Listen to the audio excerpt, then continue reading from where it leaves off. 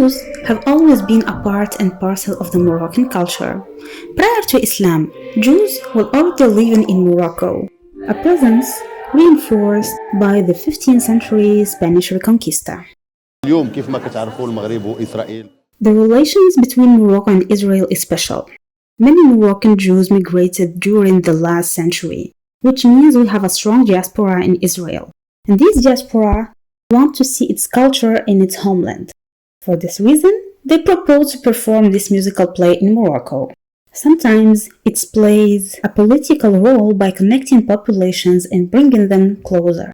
I think that culture has a major role in this field. Morocco is gathering all members of its diaspora regardless of their religion. The Sephardi culture is different from that of Ashkenaz, Mizrahi or Ethiopian one. These distinctive features were collected and combined under a musical play called Boustane Sepharadi, authored by Itzhak Navon. My father wrote the play Boustane Sepharadi, which you are about to see tonight.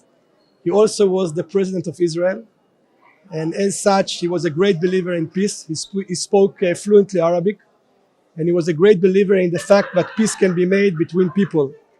And in order to make peace between people, we need to understand each other, and hopefully you will see tonight how many good things we have in common. If we will understand each other more, peace will come sooner. Habima, or the stage, chose Morocco to perform this musical at the Mohammed V Theatre, mirroring the life of Sephardic neighborhood in Jerusalem during the beginning of the 20th century. The play is a musical comedy written by the fifth president of the State of Israel, Itzhak Navon, who his parents were from Morocco, Moroccan Jews.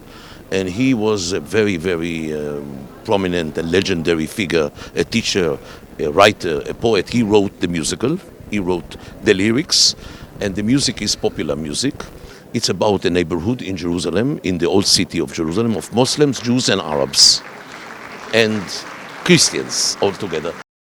On the stage, the scene depicts a simple life in a popular neighborhood, full of human interaction, social bonds, beliefs and values, a way of living shared by many Moroccans. The setting alone conjures up memories and commonalities between the Sephardic heritage and the Moroccan culture and lifestyle, creating an instant symbiosis between the actor and the audience. Moshe, or Moïse, a little boy from the Sephardic community of Jerusalem, tells us a tales from his neighborhood, starting from his family, where the father is feared and the mother is adored. The father imposes on his kids to read the Torah, while the kids are thinking about playing and living their lives to the fullest. The patriarch pushes them to learn the Torah and listen to sermons, while the mother is singing for them in an affectionate way, showing the parental balance in the Sephardic unit. The mutual support between neighbors is reflected in the interaction when they are in need of help or advice. Deception and judgments are also interwoven in the plot through the little boy and clumsy man named Benzion, or the officiant, and the girl with the tarnished reputation.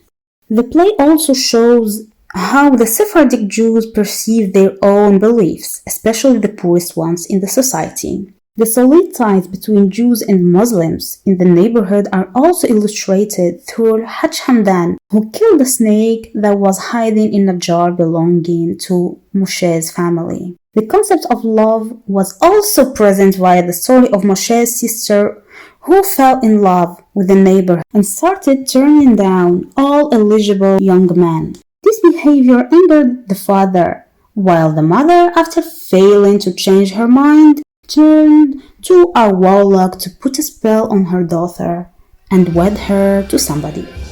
Love is also reflected in the exchange between the mother and the father about purchasing lands in the cemetery for their graves and who will get the best spots. The play speaks to the audience in a well-understood language, the language of humanity. The Moroccan spectator watches the play, feels the bond and becomes a cast member. Indeed, art has this bonding power and can unite people from different cultures and religions, like what happened that night.